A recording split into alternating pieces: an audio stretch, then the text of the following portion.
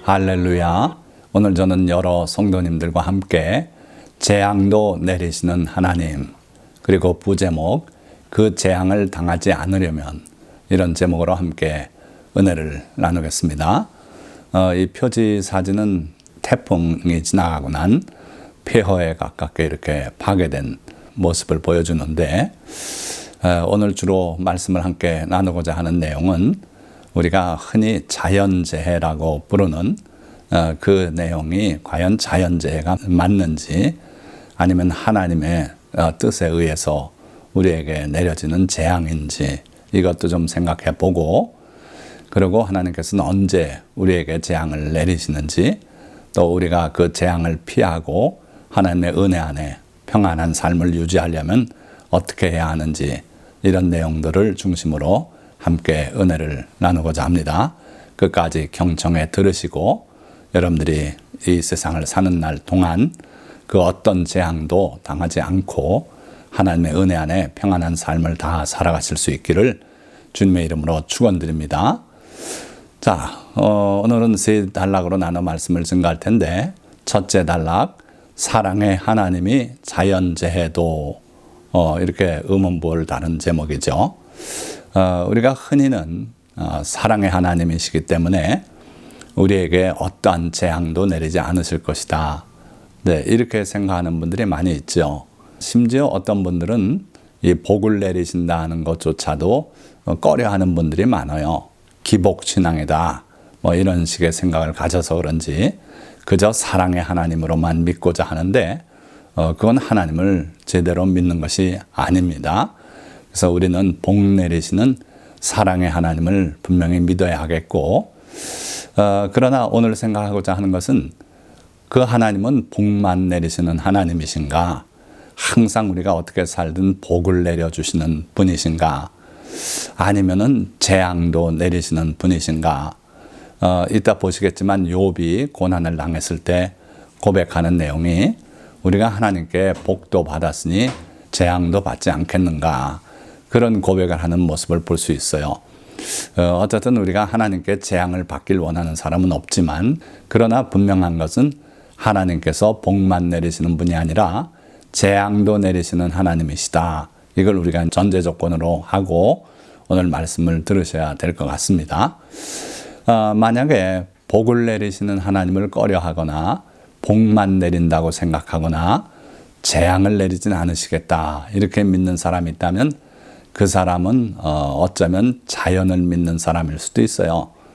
이런 재해가 분명히 우리 앞에 일어나는데, 그런 자연재해를 하나님이 하신 일이 아니라고 믿는 사람들은 하나님을 믿는 사람이 아니라 자연을 믿는 사람 아닌가, 그런 생각을 해볼 수가 있죠. 자, 어찌됐든 말씀으로 들어와서 보니까 신명기 28장 8절 말씀에, 여호와께서 명령하사 내 창고와 내 손으로 하는 모든 일에 복을 내리시고, 내 하나님 여호와께서 내게 주시는 땅에서 내게 복을 주실 것이며, 손으로 하는 모든 일에 복을 주시겠다 그랬고, 또 땅에서 우리에게 복을 주시겠다. 우리가 땅에 사는 한 하나님의 복이 필요해요. 천국 가면은 모든 게 다 갖춰져 있기 때문에 그 자체가 복이죠. 그러나 땅에 사는 동안은 하나님의 복이 필요한데, 우리 손으로 하는 모든 일에, 또 우리의 창고에도 하나님의 복을 주시겠다고 분명히 약속하셨어요. 그러나 항상 모든 복에는 전제가 따른다 그랬죠. 언제 그렇습니까? 우리가 하나님을 사랑하고 그의 계명들을 준행할 때 하나님께서 이와 같은 복을 주시겠다 약속하신 것이죠. 자, 그러나 여호수아 24장 20절의 말씀을 보니까, 만일 너희가 여호와를 버리고 이방 신들을 섬기면 너희에게 복을 내리신 후에라도 돌이켜 너희에게 재앙을 내리시고 너희를 멸하시리라. 얼마나 두려운 말씀 아닙니까? 하나님께서 우리에게 복을 내리신 후에라도 우리가 하나님을 등지고 이방신을 섬기고 그렇게 살면은 하나님도 돌이키시겠대요. 그래서 너희에게 재앙을 내리시고 심지어 너희를 멸하시리라. 그래서 여호와 하나님은요, 우리에게 복을 주시는 하나님이실 뿐 아니라 우리에게 재앙도 내리시는 그러한 살아계신 하나님이시다. 이걸 여러분들이 꼭 믿으시기 바랍니다. 우리 하나님은 죽은 하나님이 아니에요. 우리 하나님은 구만리 장천에 저 다른 세계에 계시고 우리 인간의 삶에 관심 없는 그러한 이신론적 하나님도 아니시라는 겁니다. 하나님은 우리의 삶을 지켜보시고 우리가 하나님을 사랑하는지 하나님을 의지하고 사는지를 보시고 거기에 따라 복을 내리시기도 하시고 또는 우리가 하나님을 등지고 다른 신을 따르고 하나님을 노엽게 할 때는 재앙을 내리실 수 있는 하나님이시다. 기억하시기 바라고요. 그러나 모든 재앙이 이러한 식으로 다 설명이 되는 건 아니에요. 대표적인 것이 바로 욥이 당한 재앙이었죠. 하루아침에 온 자녀들을 다 잃고 거의 모든 재산이 다 날아가고 그런 가운데 욥이 하나님께 고백한 말씀이 있지 않습니까? 그 욥이 당한 그 고백을 듣기 전에 욥이 당한 고난, 재가 무엇이었는가? 자, 4가지 보고인데 그 중에 둘은 자연재해, 하늘에서 불이 떨어졌어요. 그거 있을 수 있죠. 낙뢰죠. 또 거친 들에서 큰 바람이 왔대요. 큰 토네이도 같은 그런 바람이 그 욥의 자녀들이 파티하는 집을 쳤다는 거예요. 그러니까 자연재해죠. 그리고 2가지는 인재죠. 악한 무리들이 습격을 해서 재산을 뺏고 인명을 해치고. 자, 어찌됐든 욥은 이 원인을 설명할 수 없는 이 4가지 재난을 하루아침에 당하고 말았어요. 그런데 그 재앙을 당하고서도 욥의 고백은 이르되 내가 모태에서 알몸으로 나왔사온즉 또한 알몸이 그리로 돌아가올지라. 주시니도 여호와시요 거두시니도 여호와시오니 여호와의 이름이 찬송을 받으실지니이다. 참 이게 상상하기 어려운 그러한 믿음이고 욥의 의가 아닙니까? 그러나 우리는 세상을 살아가는 동안 이러한 욥이 당한 고난 같은 고난 또는 재앙도 당하지 않는 것이 좋지요. 그건 당연한 거 아닙니까? 그래서 예수님은 우리에게 시험에 들게 하지 마옵시고 라고 기도하라고 분명히 이 사항을 넣었어요. 평소에 늘 이런 기도를 진심으로 하나님께 올려서 여러분들이 애매한 고난당하는 일이 없도록 그런 지혜로운 삶을 사시기를 예수 그리스도의 이름으로 축원드립니다. 자, 2번째 단락입니다. 여호와께서 내리신 재앙들 어떤 것들이 있고 또 그 원인은 무엇이었는가. 자, 성경에 기록된 하나님의 심판과 재앙들이 참 다양해요. 보니까 인류가 죄와 악함을 인해서 하나님의 심판을 당하지 않습니까? 노아 홍수의 심판이죠. 이때는 물로 심판하신 하나님이시고요. 소돔과 고모라를 불로 심판하신 하나님이에요. 사람이 악하게 죄 가운데 살고 하나님의 그 귀에 부르짖음이 상달되면 이런 하나님의 재앙이 내릴 수 있다 하는 거죠. 3번째는 애굽에 내리신 재앙들인데 바로의 완악함을 하나님이 심판하신 것이다. 이 애굽에 내린 재앙의 특징은 하나님의 백성들에게는 재앙이 내리지 않게 하시고 뒤섞여 살다시피 사는데도 그 애굽 사람들 또 바로의 집에만 하나님의 심판이 임했었지요. 또 광야 생활하는 이스라엘 백성들이 여러 가지 일로 불평하고 원망하고 할 때 이 불평 원망하는 백성들에게 재앙이 내렸어요. 대표적인 예는 불뱀이 와서 많은 사람을 물어서 죽게 했지요. 그러나 모세가 놋뱀을 만들어 높이 쳐들었을 때 그걸 본 사람들마다 다 살아났지요. 5번째는 발람의 꾀를 따라 우상에 절하고 간음하여 바알보올에게 속하게 된 그 백성들을 하나님께서 연병으로 재앙을 내리셨어요. 또 이스라엘과 전쟁에서 블레셋 사람들이 언약궤를 탈취하지 않습니까? 그걸 탈취해서 자기들 우상의 전각에 갖다 놓고 우리가 이스라엘을 이겼다고 그렇게 기뻐할 때 하나님께서 그 블레셋에 극한 연병을 내렸어요. 지금 돌이켜 과학적으로 살펴보면 그게 패스트였던 것 같아요. 쥐 때문에 옮고 그리고 종기가 생기고 그 림프노드가 부풀어 오릅니다. 그러다 죽게 되는데 중세 때 14세기에도 유럽에 이 패스트 극한 연병이 퍼져서 전체 인구의 3분의 1이 죽은 그런 예가 있었죠. 어쨌든 블레셋의 그 도시에 하나님이 재앙을 내리시니까 그걸 또 다른 도시로 옮겨가면 또 거기에도 재앙이 내리고 이러나 결국은 하나님께 돌려보내야겠다. 그래서 황금으로 쥐 5마리 그리고 종기 5개를 만들어서 하나님께 속죄 헌물로 보내면서 그렇게 해서 언약궤를 되돌려 보낸 적이 있죠. 그리고 이건 좀 우리가 이해가 그렇게 쉽게 되는 건 아닙니다만은 다윗이 말년에 인구조사를 감행했어요.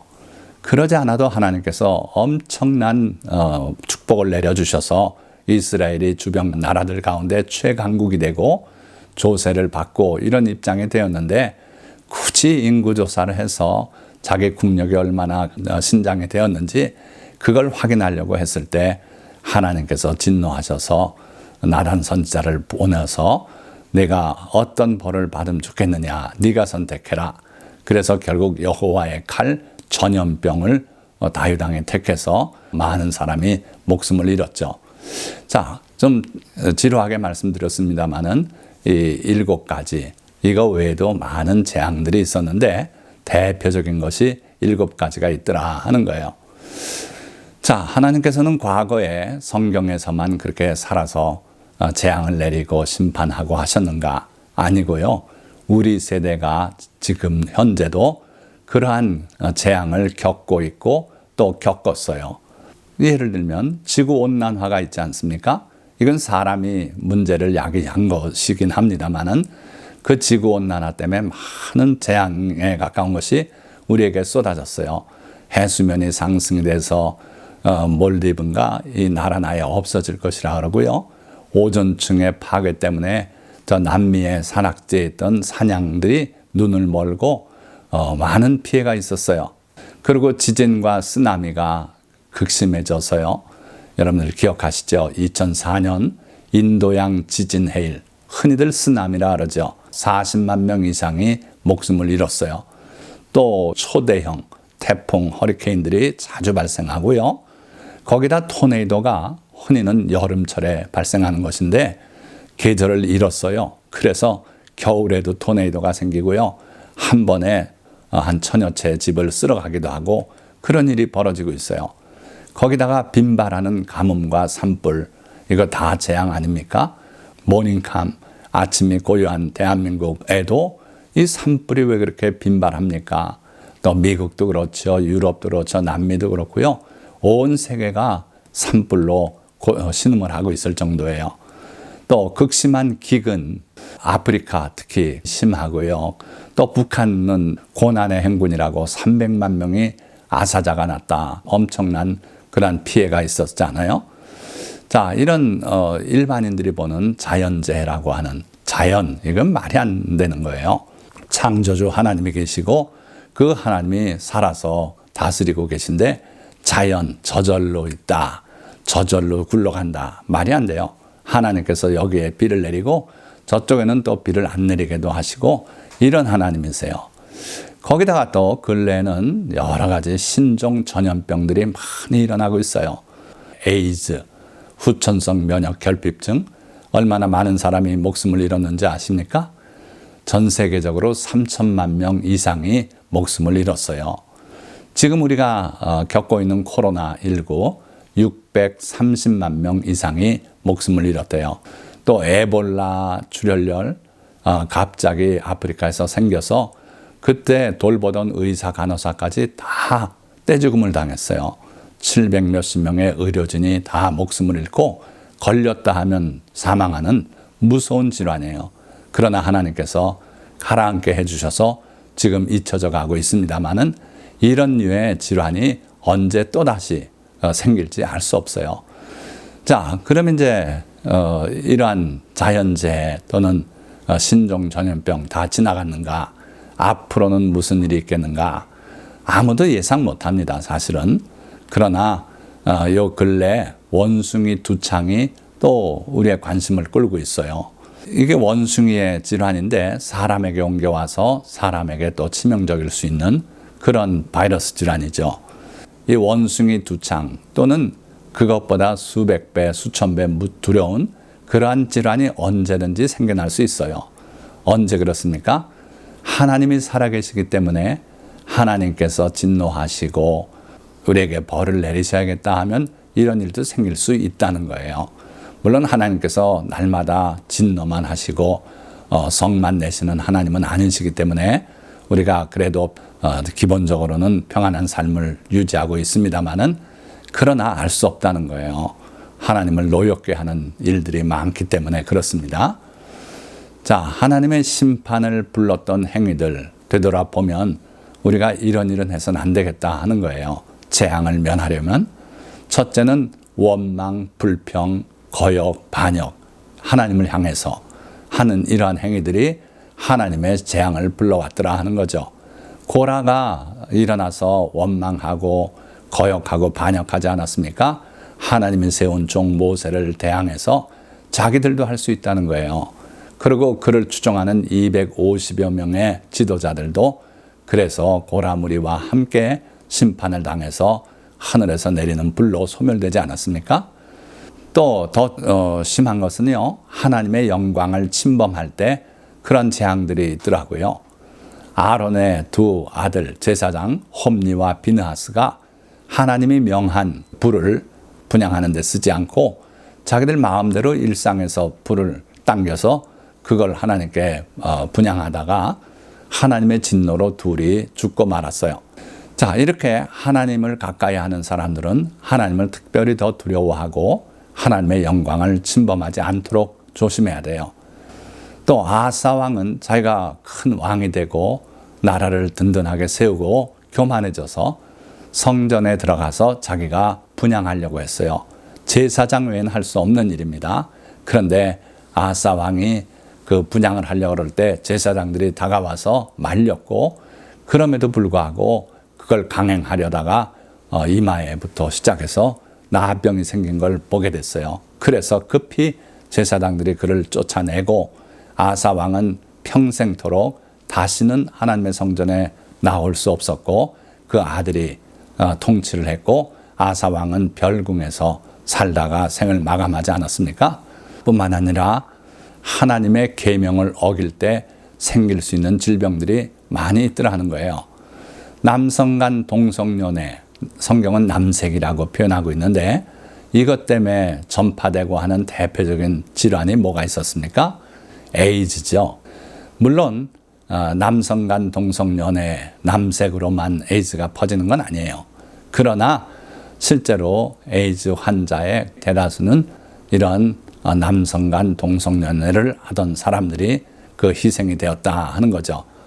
요새 와서 원숭이 두창이 또 관심을 끌고 있는데 이것 역시 남성 간 동성연애 하는 사람들이 주로 걸리고 있다 그래요.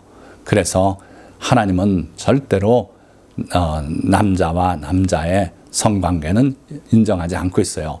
그래서 이런 행위가 하나님의 계명을 어기는 것이고 하나님의 재앙을 불러올 수 있는 행위다 하는 걸 기억하시기 바라고요. 또 다수의 성 파트너를 가졌을 때 생길 수 있는 병이 있어요. 그거는 자궁경부암인데 자, 이건 왜 생기냐 하면요. 휴먼 페필로마 바이러스라고 사마귀를 일으키는 바이러스 같은 것들인데 다수의 성 파트너를 가지면 그 중에 독종인 그 몇 가지가 겸해서 걸렸을 때 자궁경부암이 발생한다고 돼 있는데 그 확률이 높아진다 이거예요. 물론 이 자궁경부암 예방 백신이 나와 있습니다만은 그거 가지고 안심 못한다 이거예요. 하나님의 계명대로 깨끗한 생활을 할 때 이러한 질병들, 재앙이 우리에게 다가올 수 없을 것이다. 자, 그리고 또 하나님께서 신명기 14장, 레위기 11장에 하나님을 믿는 백성들이 먹을 수 있는 먹거리는 무엇이 있는가, 먹지 말아야 될 것은 무엇이 있는가 설명하신 부분이 있는데요. 금지하신 먹거리로 생길 수 있는 질병이 있다는 거예요. 박쥐 같은 것도 코로나19가 처음에 등장할 때 중국 우한의 수산시장에 그 야생동물들 이런 것들이 막 거래되고 먹거리로서 그런데 바로 거기서 코로나19가 시작되지 않았냐 이렇게 의심받기도 했죠. 어쨌든 하나님이 금지하신 먹거리를 꺼리지 않고 먹게 되면은 많은 문제가 생겨요. 그래서 여러분들은 깨끗한 음식, 하나님이 정해주신 그 음식을 먹고 건강을 유지하며 사시기를 주님의 이름으로 축원드립니다. 그것이 구원에 관계된 문제는 아니에요. 그러나 그렇게 음식을 가리지 않을 때 여러 가지 또 병도 얻을 수 있다 하는 거죠. 자, 그러면 마지막 단락입니다. 그 재앙을 당하지 않으려면 우리가 어떻게 살아야 하겠는가? 간단히 정리해서 말씀을 전하겠습니다. 첫째, 주를 사랑하는 마음을 갖고 주의 계명들을 지켜야 해요. 예수님께서도 요한복음 14장 21절에 나의 계명을 지키는 자라야 나를 사랑하는 자니 라고 말씀하셨어요. 하나님의 계명, 주님의 계명을 지키지 않으면서 주님을 사랑한다는 말 하지 말라는 거예요. 계명을 준수하는 것이 사랑이다 하는 거죠. 자, 두 번째는 주님의 날개 그늘 아래 살아야 해요. 주 여호와 하나님 전능자, 지전자의 날개 그늘 아래 사는 자는 하나님의 보호 가운데 있을 것이라는 거예요. 그러니까 우리 삶이 하나님과의 긴밀한 관계, 기도 생활, 하나님을 기쁘시게 하는 삶, 이런 삶을 사는 사람이 하나님의 보호 아래 있게 된다 하는 것이고요. 또 세 번째, 재앙을 만나면 주님을 향해 간구해야 돼요. 첫 번째, 두 번째 사항은 예방 조치고요. 세 번째는 실제로 재앙을 만났을 때 우리가 어떻게 해야 할 것인가 하는 건데, 재앙을 만나면 주님을 향해 간구해야 돼요. 내가 당하지 않았어도 주변이 코로나19로 인해서 고생을 하고 이러면 나도 엎드려서 하나님께 그 문제를 놓고 기도해야 된다는 거예요. 열왕기상 8장 38절 하반절 말씀 보니까 자기의 마음에 재앙을 깨닫고 이 성전을 향하여 손을 펴고 무슨 기도나 무슨 간구를 하거든 여호와 하나님께서 하늘에서 들으시고 그들의 기도를 들어달라는 솔로몬의 기도 내용이에요. 무슨 얘기냐면 성전을 완공하고 그 낙성식을 할 때 하나님께 여러 간절한 기도를 올렸어요. 하나님께서는 그 성전이 자기의 실제적인 거처는 아니다는 거예요.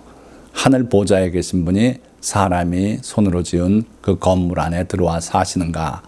그건 아니지만 상징적으로 하나님의 이름이 거기에 있기 때문에 어려움을 당하면 언제든지 그 성전을 향하여서 손을 들고 기도나 간구를 하면 하나님은 하늘에서 들으시고 그들의 문제를 살펴달라 하는 것이 솔로몬의 기도였고 하나님께서 그렇게 하시겠다고 응낙하셨어요. 그런데 유감스럽게도 지금은 성전이 사라지지 않았습니까? 그러면 우리가 어디를 향해서 손을 들고 기도해야 합니까? 하나님의 아들 우리 주 나사렛 예수 그리스도의 그 십자가를 향하여 우리 마음의 십자가를 향해서 손을 들고 기도를 하라는 거예요. 그러면 하나님께서 들으시고 응답하시겠다는 것이고요. 또 마지막 네 번째, 유월절 어린 양 예수 그리스도의 피를 뿌리며 그렇게 기도해야 돼요. 하나님께서 이스라엘 백성을 애굽에서 인도해내실 때 마지막 재앙이 10번째 재앙이 바로 그 장자를 죽이는 재앙 아닙니까? 그때 이스라엘 백성의 모든 집에는 문설주와 인방마다 우슬초로 어린 양의 피를 뿌리라 그랬어요. 그래서 하나님께서 그날 밤에 애굽을 치러 장자를 다 죽일 때 어느 집이든지 그 집 문설주 인방에 피가 뿌려져 있으면 보고서 지나가시겠다 그랬어요. 패스 오버, 지나간다는 거예요. 그게 우리말로 유월절이 됐지요. 우리는 지금 어린 양을 잡아서 피를 뿌릴 필요는 없고 예수 그리스도의 십자가 보혈이 그 하나님의 어린 양으로서의 보혈의 권세가 있기 때문에 예수 그리스도의 피를 뿌리면은 하나님께서 유월절의 은혜를 우리에게 베풀어 주시겠다는 거죠. 출애굽기 12장 13절 말씀, 내가 애굽 땅을 칠 때에 그 피가 너희가 사는 집에 있어서 너희를 위하여 표적이 될지라. 내가 피를 볼 때에 너희를 넘어가리니 재앙이 너희에게 내려 멸하지 아니하리라. 할렐루야. 하나님의 은혜로운 약속 아닙니까? 우리가 사는 집에 어린 양의 피가 있으면 내가 넘어가겠다. 그래서 재앙이 너에게 내려 멸하지 아니하리라. 자, 애굽 사람들은 그걸 보고 비웃었을 거예요. 저거 뭐 하는 짓인가? 그런데 하나님께서는 그 피를 보시고 지나가시겠대요. 그래서 여러분들 예수 그리스도의 보혈이 항상 여러분들 사는 집에 또 여러분들의 마음 앞에 피가 뿌려져 있어서 하나님께서 여러분들을 보실 때마다 이 땅에 내리는 모든 재앙을 다 거두고 여러분들 넘어가시기를 주님의 이름으로 축원드립니다. 자, 말씀을 맺겠습니다. 여호와 하나님은 우리를 사랑하시고 지키시며 복을 내려주시기를 원하시지만 때로는 심판과 재앙을 내리실 수도 있는 살아계신 하나님이십니다. 그 재앙을 만날 때 성도들은 그것을 하나님과 무관한 재해나 자연현상으로 여겨서는 안 됩니다. 어떠한 재해나 재앙을 만나든지 그것이 주님의 심판일 수 있음을 기억하고 일단 자신을 돌아보며 하나님의 자비와 긍휼을 구하고 주님께 부르짖어 기도해야 합니다. 그리고 그 재앙이 우리의 죄 때문이라면 예수 그리스도의 십자가 보혈을 의지하여 그 죄를 자백하고 그 재앙을 거둬주시기를 간구해야 합니다. 그럴 때 예수 그리스도의 십자가 보혈은 유월절 어린 양의 피처럼 모든 재앙을 넘어가게 할 것입니다. 오늘 이 말씀을 들은 모든 성도님들, 예수 그리스도의 십자가 보혈이 모든 재앙이 여러분들을 넘어가게 하는 그러한 놀라운 하나님의 은혜가 되시기를 주님의 이름으로 축원합니다. 기도하겠습니다.